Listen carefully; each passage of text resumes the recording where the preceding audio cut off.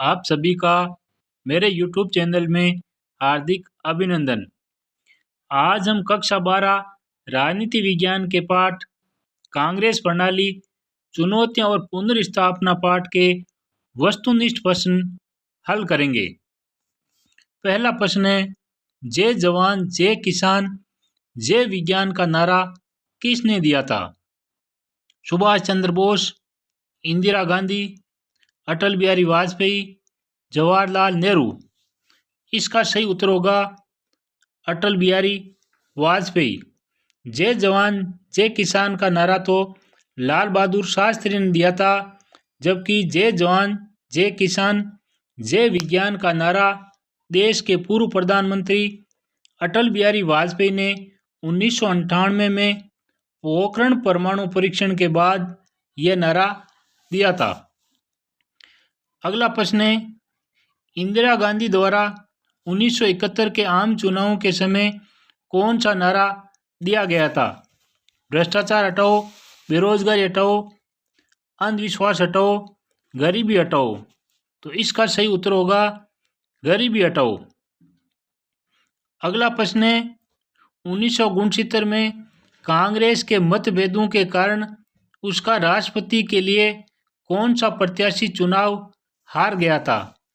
जाकिर हुसैन, वीवी गिरी, नीलम Sanjeev Reddy, M Hidayatullah. तो इसका सही उत्तर होगा नीलम संजीव रेड्डी। अगला प्रश्न है, 1969 में कांग्रेस के विभाजन के समय उसका अध्यक्ष कौन था? के कामराज, निजलीगंपा, इंदिरा गांधी, गुलजारीलाल नंदा। तो इसका सही उत्तर होगा निजलीगंपा। अगला प्रश्न है, 14 बैंकों का राष्ट्रीयकरण किस वर्ष हुआ था? 1969, 1971, 1968, 1970। तो इसका सही उत्तर होगा 1969 में इंदिरा गांधी ने 14 बैंकों का राष्ट्रीयकरण किया था। अगला प्रश्न है, जब इंदिरा गांधी पहली बार प्रधानमंत्री बनी तो वे किसकी सदस्य थी? लोकसभा, राज्यसभा, विधानसभा, विधान परिषद। तो इसका सही उत्तर होगा राज्यसभा।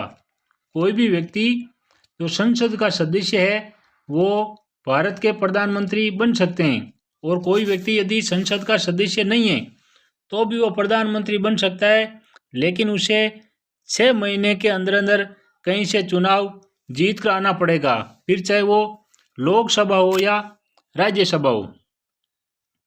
अगला प्रश्न है, 1960 के दशक में निम्न में से कौन से गैर कांग्रेसवाद के प्रबल समर्थक थे? राम मनोहर लोहिया, के कामराज, मोरारजी देसाई, अतुल्य घोष। इसका सही उत्तर होगा राम मनोहर लोहिया। वो गैर कांग्रेसवाद के प्रबल समर्थक थे, यानी वो हमेशा कांग्रेस का विरोध करते थे। अगला प्रश्न है, निम्न में से कौन एक कांग्रेस सिंडिकेट का सदस्य नहीं था? कांग्रेस सिंडिकेट यानी पुरानी कांग्रेस। इंदिरा गांधी, निजलीगंपा, एस के पाटिल, के कामराज। तो इसका सही उत्तर होगा इंदिरा गांधी। अगला प्रश्न है, निम्नलिखित में से कौन 1969 में निर्दलीय प्रत्याशी के रूप में राष्ट्रपति का चुनाव जीता था? वीवी गिरी, नीलम संजीव रेड्डी, जाकिर हुसैन, फखरुद्दीन अली अहमद। इसका सही उत्तर होगा वीवी गिरी। इन्होंने कांग्रेस के आधिकारिक उम्मीदवार नीलम संजीव रेड्डी को हराया था। अगला प्रश्न है, सर्वोच्च न्यायालय ने किस मामले में 1973 में संविधान के मौलिक ढांचे के सिद्धांत का प्रतिपादन किया था? Indira Sawhney case, Kesavananda Bharati case, Golaknath case, AK. Gopalan case. तो इसका सही उत्तर होगा केशवानंद भारती केस। अगला प्रश्न है, कांग्रेस के निर्विरोध कौन से ऐसे नेता थे जो प्रधानमंत्री के पद पर आसीन हुए? यह प्रश्न थोड़ा गलत है। ऐसे कौन से नेता है जो सबसे पहले गैर कांग्रेसी थे और भारत के प्रधानमंत्री बने थे? तो इसका सही उत्तर होगा मोरारजी देसाई, जो कि 1977 में भारत के प्रधानमंत्री बने। अगला प्रश्न है, इंदिरा गांधी प्रथम बार कब कांग्रेस पार्टी की अध्यक्ष बनी? 1960, 1959, 1958, 1957। तो इसका सही उत्तर होगा 1959। अगला प्रश्न है, प्रधानमंत्री पद पर कम दिनों तक रहने के पश्चात 10 जनवरी 1966 को लाल बहादुर शास्त्री की मौत कहाँ हुई? ताशकंद समझौता में, शिमला समझौता में, पेरिस समझौता में, इनमें से कोई नहीं। तो इसका सही उत्तर होगा ताशकंद समझौते में। 1966 में ताशकंद समझौता हुआ था भारत और पाकिस्तान के युद्ध के बाद। तो भारत के प्रधानमंत्री सोवियत संघ गए थे, वहाँ पर उनकी 10 जनवरी 1966 को मौत हो गई। अगला प्रश्न है, गरीबी हटाओ का नारा किसने दिया? इंदिरा गांधी, राम मनोहर लोहिया, लाल बहादुर शास्त्री, नरेंद्र मोदी। इसका सही उत्तर होगा इंदिरा गांधी। 1971 के लोकसभा चुनाव में इंदिरा गांधी ने गरीबी हटाओ का नारा दिया था। अगला प्रश्न है, शास्त्री जी के पश्चात श्रीमती इंदिरा गांधी किस नेता को हराकर प्रधानमंत्री बनी थी? के कामराज, मोरारजी देसाई, राम मनोहर लोहिया, इनमें से कोई नहीं। इसका सही उत्तर होगा मोरारजी देसाई। शास्त्री की मृत्यु के बाद देश में उत्तराधिकार का संकट फिर से उठ खड़ा हुआ। पार्टी के बड़े नेता इंदिरा गांधी को प्रधानमंत्री बनाना चाहते थे, लेकिन सर्वसम्मति नहीं बनी। ऐसे में कांग्रेस के सांसदों ने गुप्त मतदान किया। इसमें मोरारजी देसाई हार गए तथा इंदिरा गांधी भारत की प्रधानमंत्री बनी।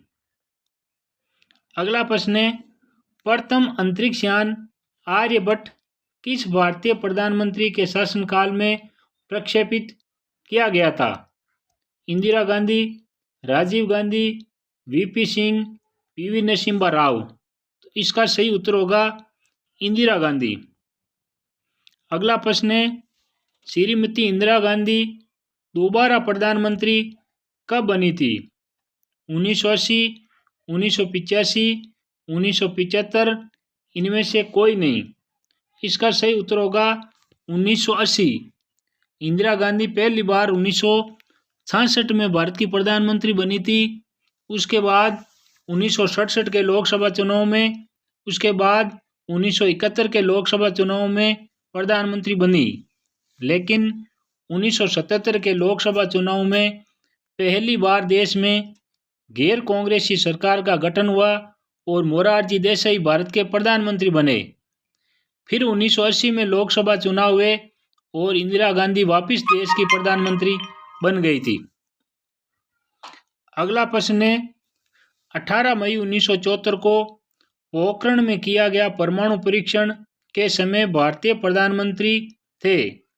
इंदिरा गांधी, अटल बिहारी वाजपेयी, मनमोहन सिंह, अर्जुन सिंह। इसका सही उत्तर होगा इंदिरा गांधी। भारत में अभी तक 2 बार परमाणु परीक्षण हुए, 1974 और 1998 में। 1974 में भारत के प्रधानमंत्री इंदिरा गांधी थी और 1998 में भारत के प्रधानमंत्री श्री अटल बिहारी वाजपेयी थे। अगला प्रश्न है, इंदिरा गांधी के संबंध में कौन सी बातें सही नहीं है? सन 1966 से 1977 और सन 1980 से 1984 तक भारत की प्रधानमंत्री रही। अगला है, सन 1964 से 1966 में मंत्रिमंडल में केंद्रीय मंत्री पद पर रही। सन 1967 से 1971 और 1980 में अपने नेतृत्व में कांग्रेस पार्टी को विजयी बनाया। चौथा है, उपरोक्त तीनों गलत है। तो इसका उत्तर चौथा आएगा, क्योंकि ऊपर के तीनों ही सही है, जबकि प्रश्न में पूछा कि कौन सा सही नहीं है।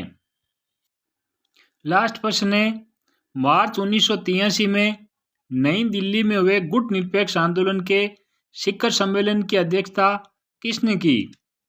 जवाहरलाल नेहरू, इंदिरा गांधी, राजीव गांधी, वीपी सिंह। तो इसका सही उत्तर होगा इंदिरा गांधी, क्योंकि इंदिरा गांधी 1980 से 1984 तक भारत की प्रधानमंत्री थी और उन्होंने ही गुट निरपेक्ष आंदोलन करवाया था और इस सम्मेलन की अध्यक्षता की थी।